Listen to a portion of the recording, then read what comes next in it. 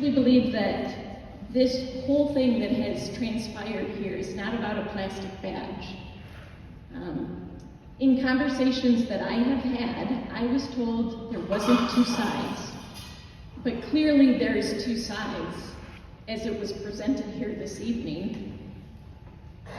And because it's obvious that there are two sides, I believe we've allowed our school district to be overcome by political activism. And this does not belong in our schools. Many of you may think this is an overstatement to actually call this political activism. So I feel the need that I need to explain myself so that I'm completely understood. And I'm not calling out anybody when I'm going to tell you a story that happened to me. And anybody that's involved in this story may not have had even an idea that this has happened. But I've been a teacher since 1997. I've taught 4th and 5th grade during my career, and even in retirement, I taught intervention to 3rd graders. I have an excellent reputation in a neighboring district.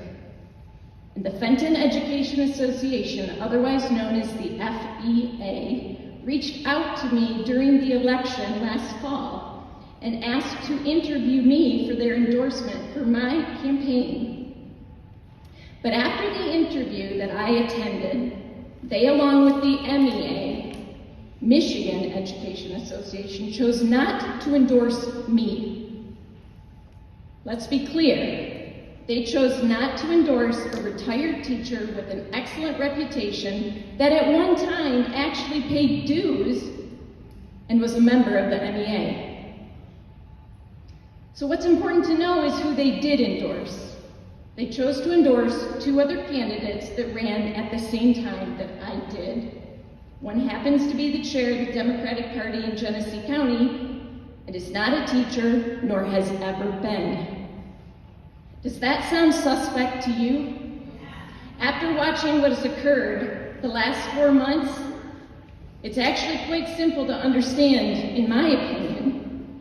I believe the FEA, the MEA, and the NEA are nothing more than political entities.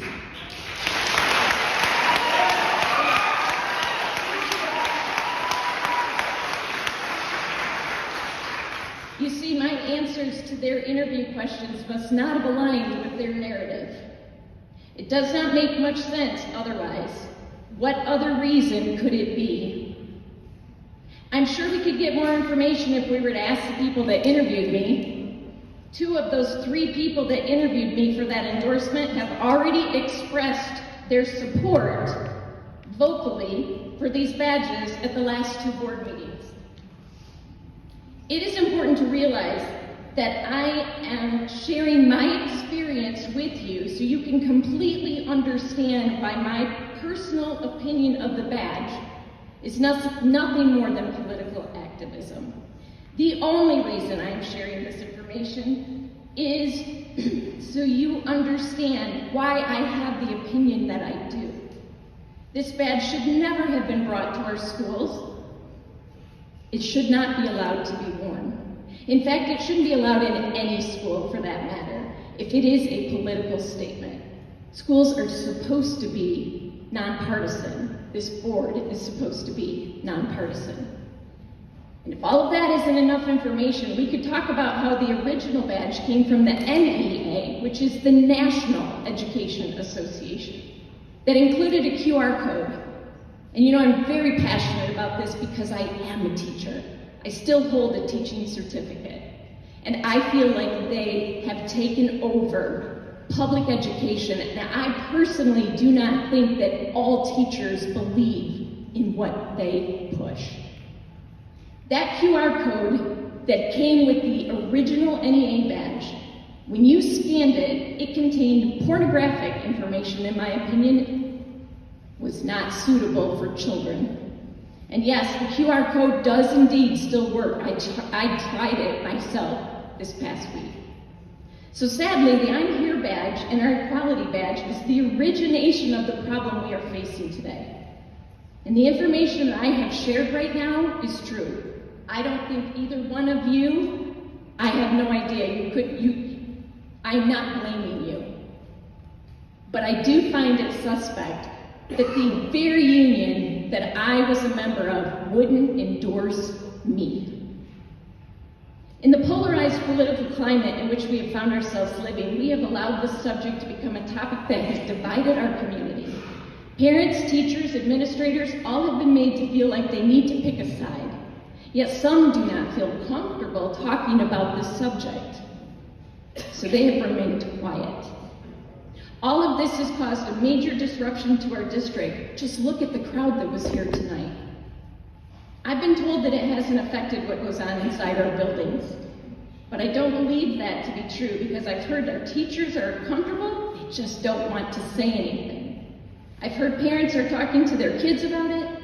I've heard parents want to move kids from certain classes if a teacher's wearing the badge, and I've personally been asked about other schools because parents want to move their kids out of this district.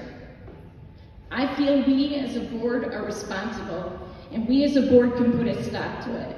We are a governing board. Hashtag, we are Fenton, and we are better than this.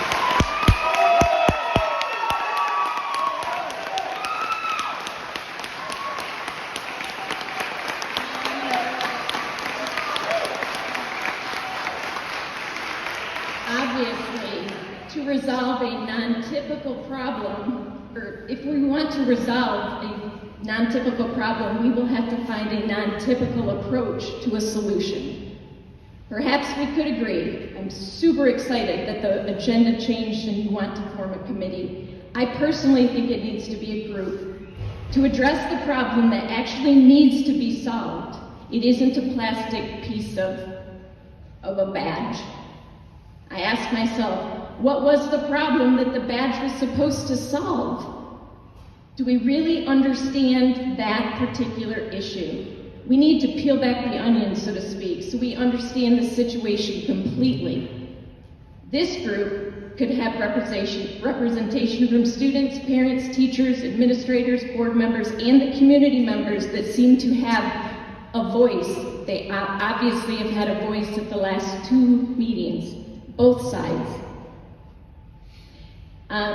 This group would be allowed to freely discuss their concerns, I would hope, without physical threat or defamation. I have no idea who was at the meeting tonight, but I know since the debate over these badges started, we have had people in attendance from as far away as Grand Rapids. That in itself is even more of a reason to understand this is political activism.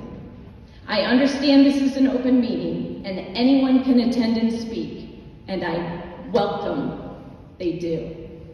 But in my opinion, this situation needs to be solved by people that pay taxes to Fenton schools. They are the people that fund our district and have a vested interest in what ultimately should happen here.